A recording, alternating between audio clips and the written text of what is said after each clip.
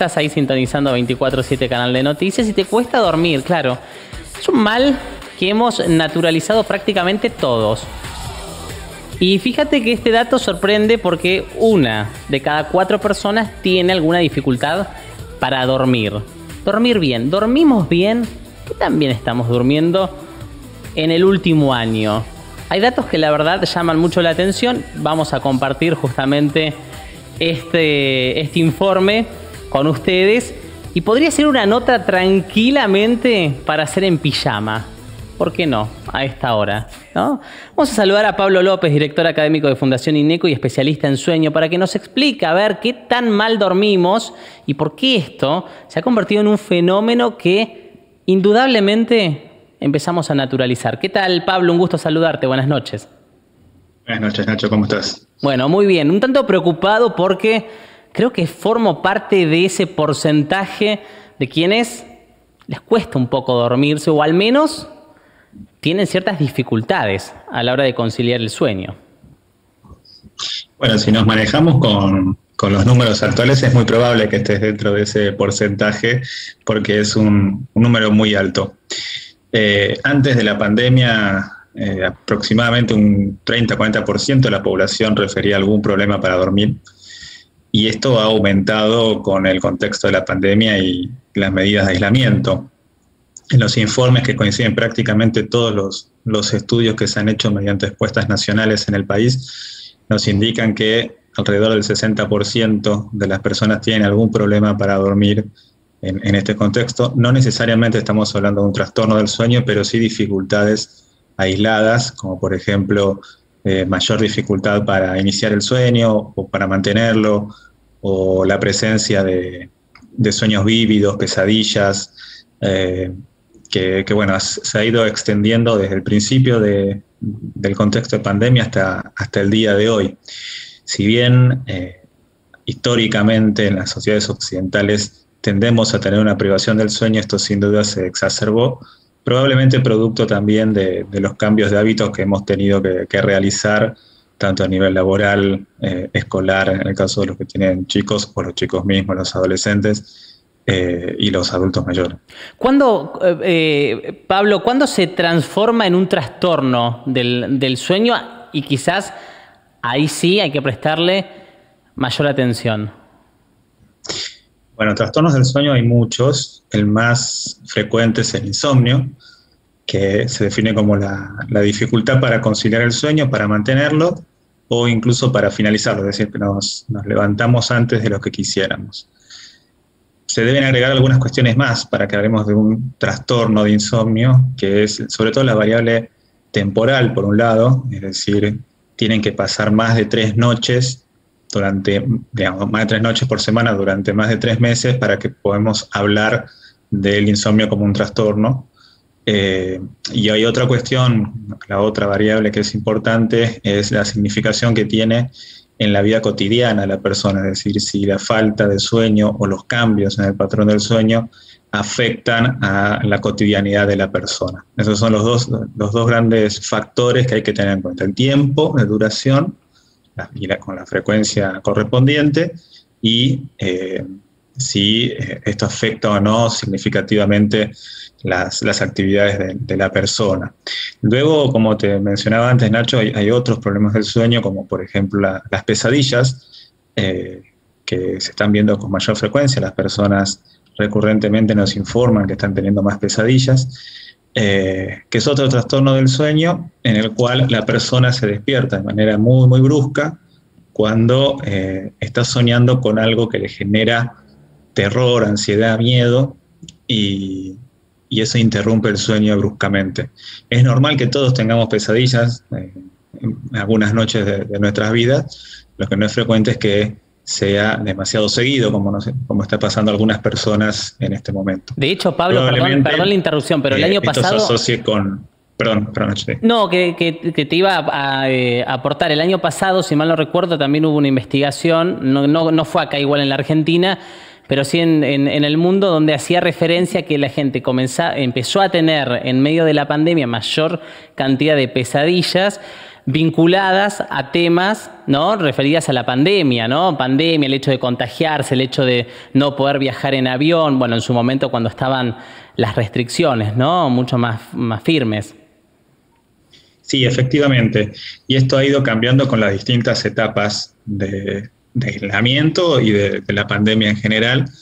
Primeramente, como vos decís, lo que nosotros escuchábamos sobre todo en la clínica y que ha salido en los estudios, como mencionabas, era la preocupación por contagiarse o por perder algún ser querido. Uh-huh. Luego esto se fue modificando con otras cuestiones también asociadas a la pandemia y las medidas de aislamiento. Y perdón que repita esto, pero siempre lo pensamos en términos de combo, ¿sí? El efecto de la pandemia y las medidas de aislamiento en conjunto. Las preocupaciones asociadas, pero más vinculados con el futuro económico, con la estabilidad familiar, con los proyectos que tuvieron que ser cancelados en este contexto. Es decir, esto va variando a medida que la pandemia avanza, que hay un contexto en el cual la incertidumbre probablemente haya bajado en comparación al año pasado, si bien todavía estamos en un nivel alto de incertidumbre, pero ahora nuevamente aparece la preocupación con respecto a la posibilidad de que haya un aumento de contagios y que esto lleve nuevamente a un cierre que pueda afectar la economía del día a día, ¿no? Claro, hay varios factores que no nos dejan dormir prácticamente, ¿no? Cuando llega la noche uno empieza a replantearse ciertas cuestiones que, bueno, hacen que te acuestes demasiado tarde. Pablo, ¿y qué hacemos? ¿Cuál es la primera medida que deberíamos tomar? Porque uno dice, bueno, a ver, ceno más temprano para no acostarme con el estómago cargado. ¿Qué hago? ¿Tengo que tomar alguna medida en particular o directamente tengo que acudir a algún especialista para que me empiece a organizar un poquito el día también y cambiar estos hábitos que fueron prácticamente modificados en medio de la pandemia? Sí, bueno, en general contamos con una serie de recomendaciones que se marcan dentro de lo que llamamos las pautas de higiene del sueño. Una es la que vos mencionabas, esto de cenar de forma poco abundante. Otra cuestión es evitar el consumo de alcohol durante la noche porque se interrumpe el proceso del sueño, realizar ejercicio frecuente lejos de la hora de acostarse, evitar el consumo de la cafeína, sobre todo en horarios vespertinos, de realizar siestas, evitar que sean prolongadas, es decir, más de media hora aproximadamente, y también tratar que sean lejos de la hora de dormirse a la noche. Y específicamente con respecto a las preocupaciones, algo que ayuda mucho y que es muy sencillo para que puedan aplicar cada uno en sus casas, es que anotemos las preocupaciones que nos aparecen por la noche, que es muy probable que se exacerben a la noche por la falta de estimulación externa, entonces hay más posibilidades que nosotros pensemos. Anotarlo en un lapicín, en una hojita o donde sea cómodo, para que después eso lo retomemos a la noche siguiente o en el día siguiente para poder, dos cosas. Por un lado, bajar el efecto emocional que genera esa preocupación a través de un fenómeno que llamamos de habituación, y luego que el proceso ese pierda espontaneidad. ¿Qué quiero decir con esto? Una cosa es que las preocupaciones vengan y se vayan cuando quieren, y otra cuestión es que nosotros nos dediquemos 20 minutos en el día para decir voy a traer las preocupaciones voluntariamente a mi cabeza. Entonces eso rompe el proceso espontáneo y junto con lo que hablaba antes de la habituación, va a ir reduciendo progresivamente, por un lado, la frecuencia de las preocupaciones y luego el efecto emocional que las preocupaciones generan. Así que algo tan sencillo como eso nos puede ayudar mucho a manejar las preocupaciones. Por supuesto que hay otras técnicas complementarias como las estrategias de meditación, mindfulness, que es muy usado en este último tiempo, que nos puede servir en la medida en que no lo utilicemos en pos de controlar el sueño. ¿Sí? Y en esto quiero ser claro, porque cuando nosotros entramos dentro de la lógica de controlar el sueño, lo más probable es que se nos descontrole el sueño, así que no podamos dormir y que cada vez se nos haga más difícil. Entonces, con estos pequeños hábitos, en líneas generales, las personas mejoran.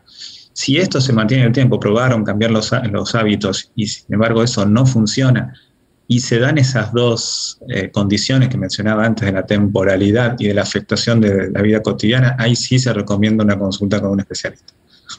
Perfecto.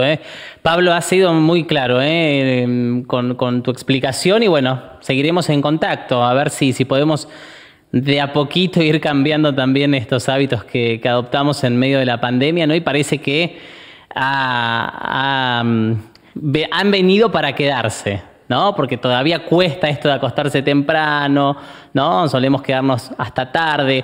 Consumir información también, ¿no? Noticias antes de dormir. El otro día leía justamente una campaña en Facebook que hacía alusión a sacar en los consultorios, ya uno que de por sí vas enfermo o hacer alguna consulta tuya o del familiar, evitar que los pacientes vean noticias, ¿no? Por ejemplo, en los consultorios. Y yo digo, si eso lo trasladamos a nuestras casas, también quizás podríamos de a poco ir mejorando nuestro día a día, ¿no? No acostarte con noticias malas y demás. Obviamente quédense del otro lado hasta la medianoche, pero digo, es también una forma de ir cambiando ciertos hábitos, ¿no? El tema del coronavirus ya como que nos invadió todo el año y continuar así es como ya un poco nos agobia, ¿no? Nos satura. Es que ahí se combinan dos procesos, Nacho. Uno es, como mencionabas, el hecho de exponerse a noticias desagradables, que eso necesariamente va a generar una activación emocional. Si vemos algo vinculado con el peligro o con la incertidumbre o la inestabilidad económica, eso nos va a activar fisiológicamente y la activación fisiológica es incompatible con el sueñño. Pero además esas noticias solemos verlos en dispositivos electrónicos, no es que estamos leyendo el diario como hacíamos hace unos años atrás. O lo vemos por el celular o por la computadora, una tablet, lo que sea, pero son dispositivos electrónicos que también generan cierto tipo de luz, que eso afecta la disponibilidad de un neurotransmisor que se llama la melatonina, que es la encargada de regular la disponibilidad o no de la luz, y eso indicarle al cerebro que está aproximándose a la hora de dormir. Entonces, otra cuestión que trae la pandemia es que en general estamos más expuestos a los dispositivos electrónicos y, como vos decías, con un contenido potencialmente amenazante. Claro.